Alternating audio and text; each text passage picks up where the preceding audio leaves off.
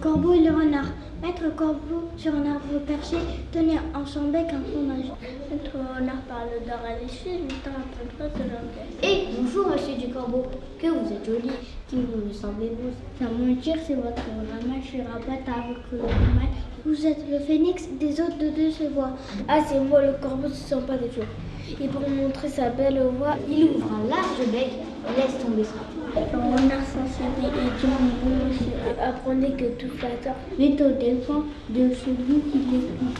Cette leçon vaut bien fromage sans doute. Le corbeau honteux et confus jura mais un peu tard qu'on ne l'y prendrait plus, Jean de La Fontaine. Demain dès l'aube, à l'heure où blanchit la campagne, je partirai. Vois-tu, je sais que tu m'attends. J'irai par la forêt, j'irai par la montagne, je ne puis demeurer loin de toi plus longtemps. Je marcherai les yeux fixés sur mes pensées, sans rien voir au dehors, sans entendre aucun bruit. Triste et le jour pour moi sera comme la nuit.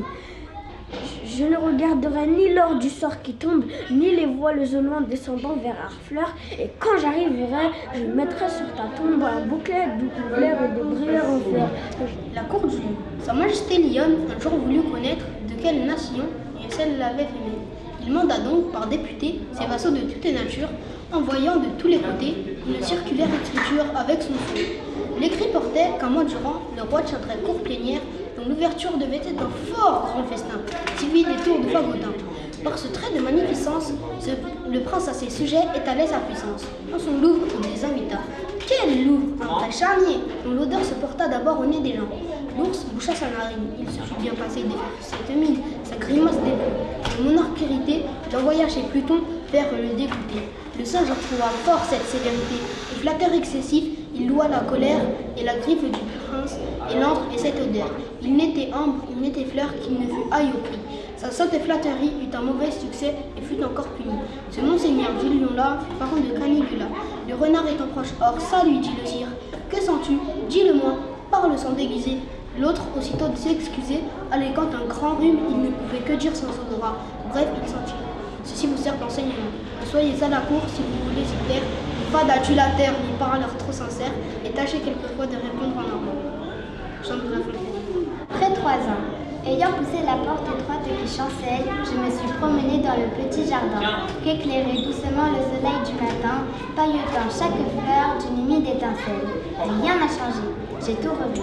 L'humble tonnelle de vigne folle avec les chaises de rotin. Le jet d'eau fait toujours son murmure argentin, et le vieux tremble sa plainte sans piternelle.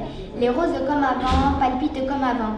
Les grands lys orgueilleux se balancent au vent. Chaque alouette qui va et vient méconnue. Même j'ai retrouvé debout la Véléda, dont le plâtre s'écaille au bout de l'avenue. Graine parmi l'odeur fade du réséda, folle Verlaine. Heureux qui commise. Heureux qui commise, ça fait un beau voyage, comme c'est celui-là qui conquit le toison. Et puis j'ai retourné plein d'usages et raisons, vivre entre ses parents le reste de son âge. Quand reverrai-je l'âge de mon petit village, fumer la cheminée, et en quelle saison reverrai-je le clos de ma pauvre maison, qui mêle une province et beaucoup d'avantages. Plus me plaît le séjour qu'ont bâti mes alliés que des palais romains, le front audacieux.